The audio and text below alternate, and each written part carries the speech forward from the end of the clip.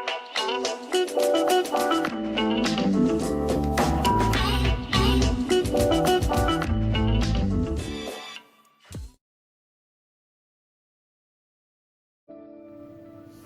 everybody, this is Tracy here with another edition of A View from Tracy's Point.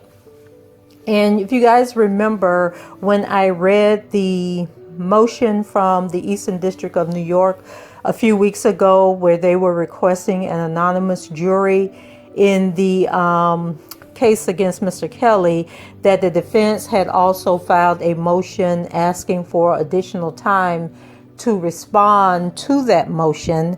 And so they said that they would have a response by the 29th, and today is the 29th.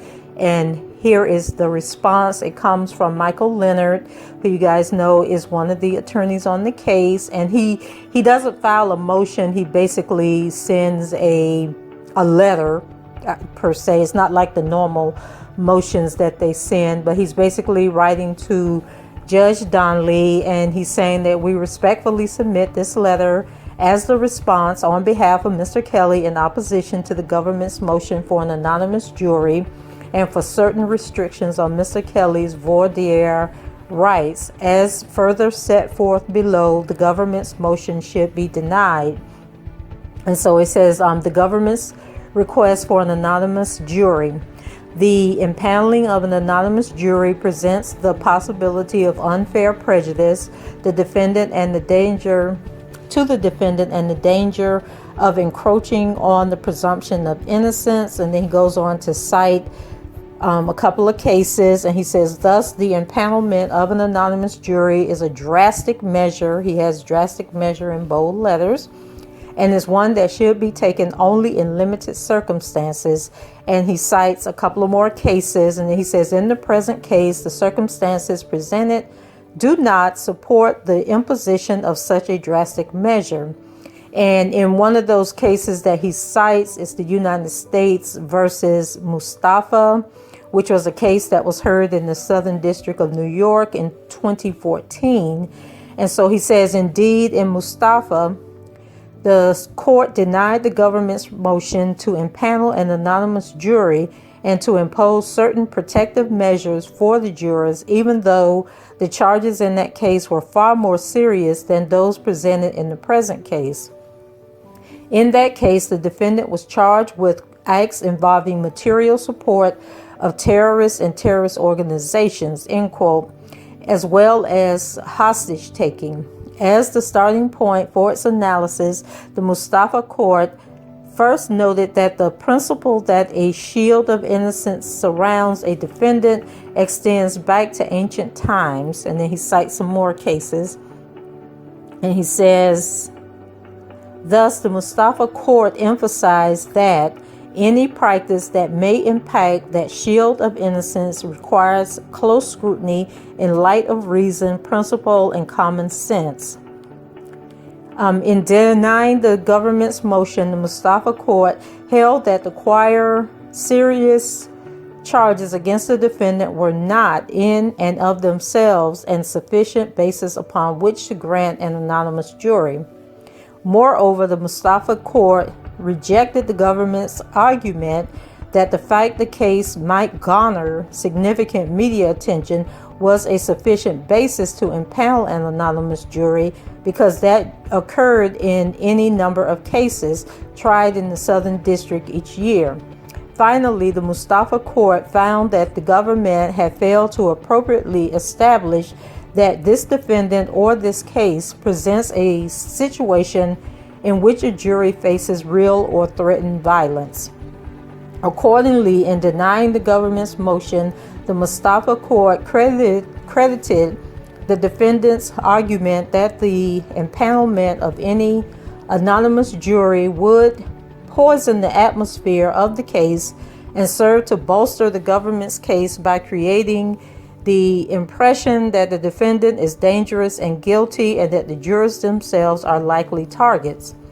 The court's decision in Mustafa is on all fours from the circumstances presented in Mr. Kelly's case. First, clearly the racketeering and related charges pending against Mr. Kelly are far less serious than that of a terrorist and kidnapping charges that the defendant faced in Mustafa.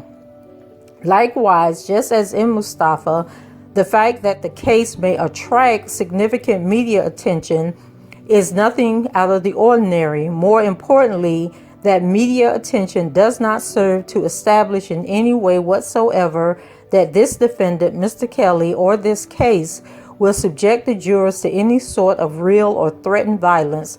Mustafa Supra at 338. And that's citing where their supporting information is in that case. Indeed, that this case will attract media attention is wholly irrelevant to the issue. Furthermore, just as in Mustafa, the government has failed to legitimately establish that Mr. Kelly is any threat to the judicial process, including by way of witness tampering. The history of the numerous currently pending cases against Mr. Kelly makes this very point. As has been pointed out in this court in several prior motions, the judge in the currently pending Illinois State Court case allowed Mr. Kelly to be free on bond. Mr. Kelly remained on bond as a result of that order for months, and prior to being taken into custody for the currently pending case in the Northern District of Illinois, there has never been any contention by anyone, let alone any evidence brought forward by way of a proffer or otherwise, that Mr. Kelly ever did anything to attempt to impede the judicial process in the pending Illinois State Court case after being released on bond. In addition, during the pendency of the present case and the Northern District of Illinois case, Mr. Kelly has similarly not attempted to do anything to interfere with the judicial process, including contacting or attempting to improperly contact or influence witnesses either by himself or through others. In fact, the government in the present case, as well as in the Northern District of Illinois case, allowed and did not object to Mr. Kelly having in-person visits, email communications, and correspondence with one of the alleged victims in the present case while he has been in custody in the Northern District of Illinois. Perhaps the government's motivation was that Mr. Kelly would do something, anything, to allow it to claim that Mr. Kelly had attempted to influence the judicial process in the present case. In any event, Mr. Kelly never did. Similarly, despite the government's repeated assertions to this court that Mr. Kelly has both financial resources and a purported network of supporters and enablers outside the walls of the Chicago MCC and across the country, tellingly, there has never been any proof presented by the government in this case or in the Northern District of Illinois case that those unidentified persons have ever made any attempts to improperly influence the judicial process in the present case. Finally, if Mr. Kelly continues to remain in custody during the trial of this case, he will be in custody in the Eastern District. He will have no ability whatsoever to attempt and properly influence the judicial process in this case. For all of those reasons, the government's motion to impanel an anonymous jury should be denied. And then in the next section, it says the government's proposed restrictions on Mr. Kelly's voir dire rights. This court should also reject the government's request to limit Mr. Kelly's attorney's ability to conduct a fair, thorough, and meaningful voir dire in this case. To that end, the government requests that potential jurors' names, specific residential addresses, and the identity of their employers remain unknown and secret. Voir dire is one of the most critical phases of the trial. To unduly limit it in the manner suggested by the government will fundamentally deny Mr. Kelly and his counsel the opportunity to fully and meaningfully probe the potential bias of the veneer. Withholding certain biographical information from the parties may affect a defendant's constitutional right to trial by an impartial jury by hindering the defendant's ability to conduct an informed voir dire examination and to challenge effectively the seating of individual jurors. First, with respect to the names of the jurors, Mr. Kelly and his counsel agree that those names need not be disclosed publicly or be made part of the record during the pendency of the case. And then they have some a bunch of information from some prior court cases. Let me see if any of that. Incredibly, if anything, it has been the government's own witnesses who have attempted to improperly influence the judicial process by tainting the potential jury pool. By way of example, it has been reported that one of the government's victims apparently recently took to social media to falsely make it appear as if supporters of Mr. Kelly had set her car on fire, when in fact she apparently set the car ablaze herself or had the car set ablaze. Imagine the outcry from the government in this case if Mr. Kelly or one of his own witnesses engaged in similar conduct.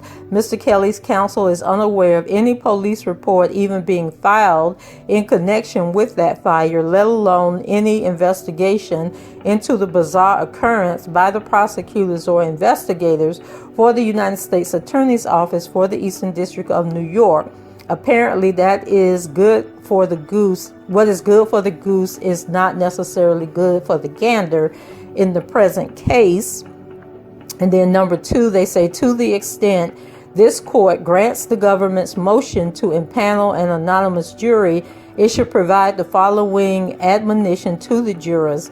Quote, it is a common practice followed in many cases in the federal court to keep the names and identities of the jurors confidences, I think is what he meant to say. This is in no way unusual. It is a procedure It is a procedure being followed, I think is what he meant in this case. And then he cites some court cases. Then he goes on to say, additionally, if this court's, oh my Lord. Okay, I'm trying to decipher what he means here. He says, additionally, if this court grants the government's motion to impanel an anonymous jury, and he got impanel and anonymous jury, it should also grant Mr. Kelly's additional preemptory strikes. I don't know why he wouldn't get those automatically. And then they go on and cite another case. Then it goes on to say, however, at a minimum, the names of the potential jurors must be made available to Mr. Kelly's counsel and the government. Mr. Kelly and his counsel are not requesting that those names be made available to Mr. Kelly as well, even though there is no legitimate reason not to do so. Mr. Kelly and his counsel will live with such a limitation. Then they cite another case, and then he goes, so that case was United States versus Napout, and it says, holding that this trial court protected the appellate's defendant's rights by ensuring that the jury was not anonymous with respect to any of the parties, while the jurors' identities were kept from the public. The appellates and their counsel and the government too were provided with their names of the prospective jurors during selection and were free to investigate any of them for potential bias. Let's see. Then he goes on to add, to keep the names from the attorneys for the parties would not only run afoul of the Second Circuit's precedent in Napout, it also completely ignores the reality of the modern world and the reality of jury selection in the modern world. Mr. Kelly's counsel is not asking for the names of the potential jurors in order to make guesses and rely upon biases and prejudices about jurors' nationality or ethnicity. We now live in a digital world. The amount of information readily and publicly available, including on social media and or readily available through extraordinary basic Google searches run by even such technology novices as Mr. Kelly's defense attorneys, provides tremendous insight into the thought processes and actual and potential biases of potential jurors. Not to mention insight into what they have read, heard, or posted about Mr. Kelly or this case. Without the names of the potential jurors, it is impossible to engage in such basic jury selection activities. Indeed, it would be tantamount to malpractice, or in a criminal case, ineffective assistance for the attorney to fail to refuse to engage in the above referenced simple steps to research potential jurors. Indeed, those simple steps also serve as a check on the veracity of the responses provided by potential jurors or jury questionnaires and during voir dire. Without the names of the potential jurors, however, none of that is possible. And then they cite another case that was in the Southern District of New York earlier this year. It's Teenum, United States versus Tiemann. And it says a juror's dishonesty undermines a defendant's right to a fair trial and may serve as a basis to exclude a juror during jury selection and or as a basis for a motion for a new trial. And then they cite another case, McDonald Power Equipment Incorporated versus Greenwood. And in that case, they cite the direct result upon Mr. Kelly of the granting of the government's motion would be the impaneling of a jury in violation of his constitutional right to an impartial jury as guaranteed by the Sixth Amendment. Recently, the trial court in Roger Stone Federal Criminal Prosecution in the District of Columbia recognized the importance, even basicness, of social media research during the jury selection process.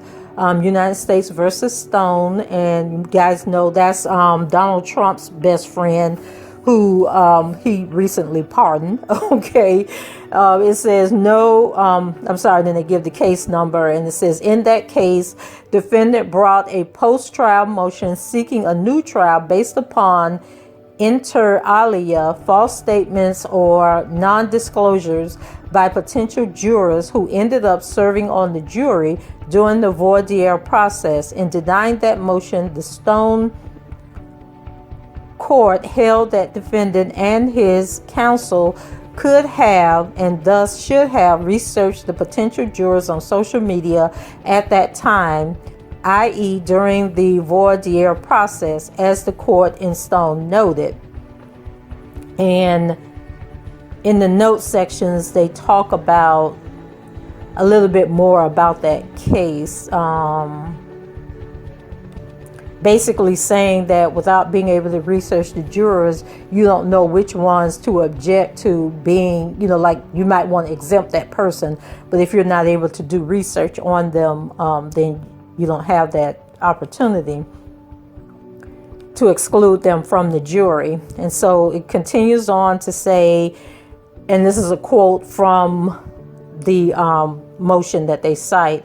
It says, at the time of the trial, though the defense made a strategic choice not to look for social media information, none of the 7 lawyers or the 2 jury consultants on the defense team performed the rudimentary Googling that located this set of Facebook and Twitter posts. Not during the 2 months they were in possession of the entire set of jury questionnaires with the jurors' names on them, not during the 4 to 5 days before the trial, when they knew the exact order in which the members of the jury panel would be questioned and seated as jurors, not during the 2 days of jury selection, and not overnight after the 12 jurors and 2 alternates had been picked and instructed to return the next morning to be sworn. And then they go on to say the reality and relevance of the modern digital world to jury selection as reflected by the court in Stone has been acknowledged by various other courts. And then they cite some cases. It says media posts by potential jurors can serve as the basis to strike jurors even before the start of the in-court jury selection process. United States versus Nix. The court acknowledges that the efforts undertaken by all parties to investigate the backgrounds of potential jurors in this case may be relevant to the court's consideration of the post-trial motions, emphasis in original. For all those reasons, the government's request to deny the names of the potential jurors to the attorneys for the parties should be denied. The government's request that Mr. Kelly and his counsel be denied the names of the actual employers for whom potential jurors work should similarly be denied. Again, Mr. Kelly and his counsel agree that such information can be kept secret to the public during the pendency of the trial and even be denied to Mr. Kelly. However, there is no reason that Mr. Kelly's counsel and counsel for the government should be denied that information. Such a limitation ignores the reality that companies have a corporate culture that may influence the thought process and biases of potential jurors. There may be a big influence in the actual or potential biases of jurors who choose to work for a company that supports, quote, Black Lives Matter, end quote, versus a jury who chooses to work for a company that actively opposes such a movement. Regardless of how that juror self-reports or does not report his biases on a juror questionnaire or during voir dire.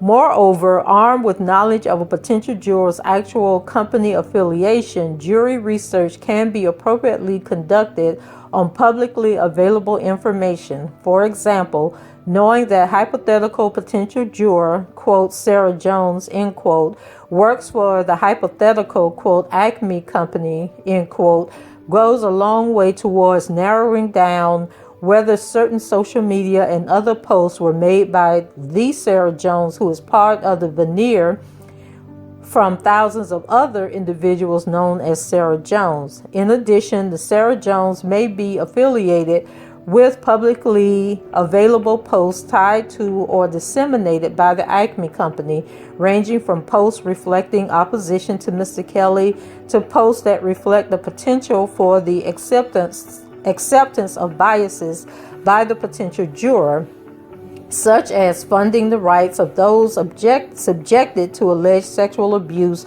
or opposition to such things as the Black Lives Matter movement. Finally, the government's request that Mr. Kelly and his counsel be denied the actual residential addresses of potential jurors should similarly be denied. As an initial matter, one's actual address provides relevant insight into a potential juror's economic status, the racial makeup, or his or her neighborhood, as well as insight into his or her actual or potential viewpoints and biases. Indeed, even the government in this case should be hard-pressed to refuse to acknowledge that it might be relevant in terms of assessing the actual or potential biases of potential juror. To know that an individual lives in the same street as a facility that serves the needs of those subjected to abuse, or on the same portion of the street that has historically sought to limit the presence of minorities. All that aside, the actual address of a potential juror serves as yet another tool in narrowing down whether certain social media and other posts were made by the hypothetical Sarah Jones, who is part of the veneer from thousands of other individuals known as Sarah Jones. At a minimum, this court should require the disclosure of the specific particular neighborhood in which each potential juror resides, if not that individual's specific address. And then they cite a couple of cases. It says, and then in these cases that they cite, they say allowing defense counsel to be provided with information about the potential jurors' neighborhoods, providing neighborhood and zip code information. And so those were cases where the courts say, okay, we're not going to give you the specific address, but we're going to basically give you an idea of where these people live. And then it says, wherefore Mr. Kelly, by and through his counsel of record, respectfully requests that this deny the government's motion. I don't know what he's trying to say there. request that you deny the government's motion for the impaneling of an anonymous jury. In the event that this court grants that motion, Mr. Kelly respectfully requests that the court provide all counsel with juror information consistent with the positions articulated above, and then he signs off on it. And so he makes some really good points in there. I mean, the whole social media thing, I mean, like the government, police stations, like they have whole social media teams. Like you could get a good job with the FBI making close to 6 figures a year doing nothing but entering keywords into a computer and doing into search engines and bringing up information on people. And I told you guys in another video about how they use your cell phones to track and trace down people that have contracted the coronavirus, where they contracted it, the likelihood that they spread it to other people, and then they connect all these people who've tested positive and link it back to like a huge party or, you know, going to the beach. So surely defense attorneys, you know, social media is so much about our lives today that you would need to be able to trace these people and see if they've been talking about the case, on what their viewpoints are. Because why would the government want to put me on the jury, you know, knowing that I have these views and opinions out here on YouTube? And why would they want to put somebody else, you know, why would they want to put Larry on the jury knowing that he has his particular views? So the defense needs to be able to research these people and see how objective they are. Because, I mean, at this point, I would want somebody that has no social media presence at all. I mean, like my nephew, I may have mentioned this to you guys before. My nephew is like 44 years old and he has no social media. And he's actually in the tech industry, you know, dealing with technology. And he has no social media because he knows, you know, how they trace and track your information. And I mentioned to you guys before about I signed up for that that criminal justice class that talked about, you know, how the government is just using our information and how I think it was digital forensics or something like that. I can't remember the exact name of the class, but it basically taught me so much about how the government uses our information. So anyway, just wanted to give you guys this quick update on what the defense's response was to the motion for the anonymous jury. As always, go ahead, leave a comment below. Keep it respectful. You don't have to agree with anything that I say, but as long as you're respectful, not calling names and not cursing, I have no problem with that. But once you get to just a language of ignorance, okay, we don't tolerate that over here. So leave your comment, rate the video, and subscribe to the channel if you haven't done so already. And until the next time, I shall talk to you guys later. Bye-bye.